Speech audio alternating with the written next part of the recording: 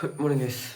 എന്നെ വിളിച്ച് ചിന്തിപ്പിച്ചിട്ട് പറഞ്ഞു, കസിൻസ് വിളിച്ചു, രാവിലെ തന്നെ വണ്ടർല പോകുന്നു.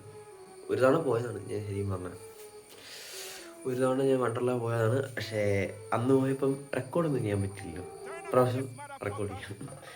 ഞാനേ പോയെന്ന് റെഡി ആകട്ടെ. ഓക്കെ ഗൈസ്, റെഡി ആയിട്ടുണ്ട്. കാണാമോ? റെഡി ആയിട്ടുണ്ട്. ഇപ്പം തന്നെ വരുമായിരിക്കും, വെയിറ്റ് ചെയ്യാന്നുള്ളൂ. ഇനി റെഡി ആയിട്ടുണ്ട്, വരിക, കയറി പോവുക. കസിൻ ചേട്ടൻ എന്നെ ഒന്ന് പിക്ക് ചെയ്തു. നമ്മളിപ്പോൾ പോണ വഴിയാണ്. അപ്പം അവിടെ ചെന്നിട്ട് അവരും കൂടെ റെഡി ആവണം. എന്നിട്ട് നേരെ വണ്ടിയിൽ കയറുക, പോവുക. ഞങ്ങൾ മൊത്തം 8 പേരുണ്ട് കേട്ടോ. 8 പേരാണ് വണ്ടിയിൽ പോകുന്നത്. ഇവരാണ് കസിൻസ്. ഇവർ വന്നതിൻ്റെ ഇതിലാണ് നമ്മൾ പോണത്.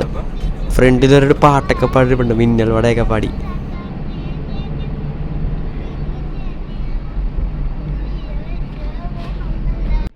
അങ്ങനെ 1.5 മണിക്കൂറിന് ശേഷം ഞങ്ങളിതാ വണ്ടർലയിൽ എത്തി. 1.5 മണിക്കൂർ എടുത്തെന്ന് തോന്നുന്നു. 2 മണിക്കൂർ തികച്ചില്ല. ഞങ്ങളിത് വണ്ടർലയിൽ എത്തി. ഞങ്ങളിത് ഫ്രണ്ടിലൊരിടത്ത് വീഡിയോ പിടിക്കുന്നുണ്ട്. പക്ഷേ ആ വീഡിയോ ഒന്നും കിട്ടിയില്ല. എന്നെ ഞാൻ ചോദിക്കാൻ മറന്നു, ആ വീഡിയോ ഒന്നും കിട്ടിയില്ല. പിന്നെ നിങ്ങൾ ഫ്രണ്ടിലത്തെ ഒരു നമ്മുടെ ഇതിൻ്റെ തന്നെയാണെന്ന് തോന്നുന്നു, വണ്ടർലയുടെ തന്നെയാണെന്ന് തോന്നുന്നു, ഒരു ബസ് കയറി പോകുന്നുണ്ട്. വണ്ടർലയുടെയാണ് ബസ് കയറി പോകുന്നുണ്ട്. ഞങ്ങൾ വണ്ടലോട്ട് കയറി വന്നപ്പോൾ അവിടെയും വണ്ടർലയുടെ 2 ബസ്സൊക്കെ കിടപ്പുണ്ട്. ഞങ്ങൾ കുറച്ചങ്ങ് ചെന്ന് കഴിഞ്ഞപ്പോൾ ഭയങ്കര തിരക്കെന്ന് പറഞ്ഞാൽ ഭയങ്കര തിരക്ക്. ഒരേ ഡ്രസ്സൊക്കെ ഇട്ട് വന്ന കുറേ തമിഴ്നാട്ടുകാരൊക്കെ ഉണ്ടായിരുന്നു, കുറച്ച് ഹിന്ദിക്കാരുണ്ടായിരുന്നു. ഹബീബി വെൽക്കം ടു വണ്ടർല. ഞങ്ങളവിടെ ചെന്ന് ഇറങ്ങി. ഞങ്ങൾ ഓൺലൈൻ നേരത്തെ ബുക്ക് ചെയ്തതായതുകൊണ്ട് ഞങ്ങൾക്ക് ഒരു ഓഫർ ഉണ്ടായിരുന്നു. അപ്പം അതിൽ ഞങ്ങൾ ഓൺലൈനിൽ നേരത്തെ ബുക്ക് ചെയ്തു. സോ ഞങ്ങൾക്ക് വലിയ ബുദ്ധിമുട്ടൊന്നും ഉണ്ടായില്ല ചാടി കയറാൻ പറ്റാൻ.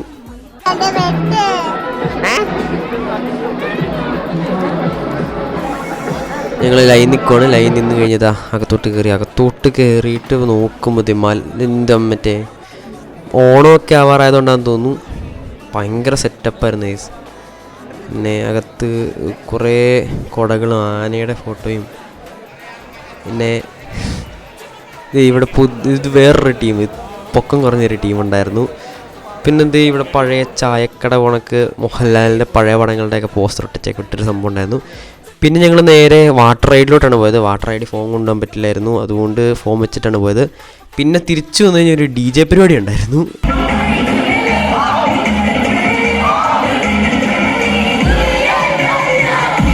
കുറച്ച് നേരം DJ പരിപാടിയൊക്കെ കൂടിക്കഴിഞ്ഞ് ഞങ്ങൾ കാപ്പി കുടിക്കാനായിട്ട് പോയി.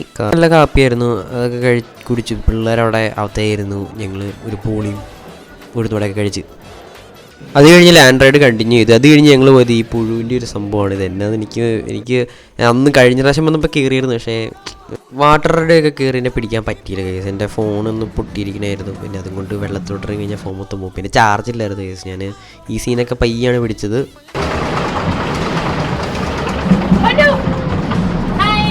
കയറി ഇറങ്ങിയിട്ട് പുറത്തിറങ്ങിയിട്ട് ഞാൻ ഈ മാവറിക്ക് നോക്കിയിട്ട് ഇത് കയറണമെന്ന് എനിക്ക് ആഗ്രഹം ഉണ്ടായിരുന്നു. പക്ഷേ ഇതിനു മുമ്പ് ഞാൻ ഈ സാധനത്തെ കയറി എൻ്റെ കിളി പോയിരിക്കുമായിരുന്നു കേസ്. ഇതിപ്പം എൻ്റെ ജീവൻ പോയി സത്യമായിട്ട്. ഞാൻ പേടിച്ച് മണ്ടച്ചെന്ന് കറങ്ങിയൊക്കെ നിന്ന് പേടിച്ചു പോയി. പിന്നെ ഞങ്ങൾ ക്രേസി കാറിലോട്ട് പോയി. ക്രേസി കാർ ഒരു ക്രേസ് ആയതുകൊണ്ട് ഞാൻ നല്ല കിടുവായിട്ട് ഓടിച്ച് എല്ലാത്തിനും ഇടിച്ച് പാരത്തിയിട്ട് 2 തവണ കയറാനുള്ള അവസരവും കിട്ടി. ഞങ്ങൾ നേരെ VR പോയി. VR ചെന്ന് കഴിഞ്ഞിട്ട് ഞങ്ങൾ എനിക്ക് ആദ്യമായിട്ടാണ് VR കയറണം. VR ചെന്ന് കഴിഞ്ഞിട്ട് പിന്നെ ഞാനും എൻ്റെ കസിനോട് താഴെ വന്ന് തട്ടുകടയായിരുന്നു. അവർ വരാൻ വേണ്ടി വെയിറ്റ് ചെയ്തു. പക്ഷെ അവർ വന്നില്ല. തിരിച്ച് മണ്ടച്ച് നോക്കുമ്പോൾ അവർ 3D മൂവിയുടെ ടിക്കറ്റൊക്കെ എടുത്ത് റെഡി ആയിട്ട് നിൽക്കുമായിരുന്നു. 3D വല്ലാത്തൊരു എക്സ്പീരിയൻസ് ആയി. ഇതിനു മുമ്പ് ഞാൻ കയറിയിട്ടില്ല 3Dയിൽ. അത് കഴിഞ്ഞപ്പോഴത്തേക്ക് ഏകദേശം സമയമെല്ലാം നിരാറായി. പിന്നെ വീട്ടിലോട്ട് വരുന്ന വഴിക്ക് റെസ്റ്റോറൻറ്റിൽ കയറി ഫുഡൊക്കെ കഴിച്ച് പിന്നെ പാട്ടൊക്കെ കേട്ട് പയ്യെ വീട്ടിലോട്ട് വന്നു. മഴ, നല്ല രാത്രി, തണുപ്പ്, തണുത്ത കാറ്റ്, എന്താ സുഖമല്ലേ. അപ്പം ശരി, ഗുഡ് നൈറ്റ്. ഞാൻ പോയി കിടന്നുറങ്ങട്ടെ, നിങ്ങളും പോയി കിടന്നുറങ്ങുക.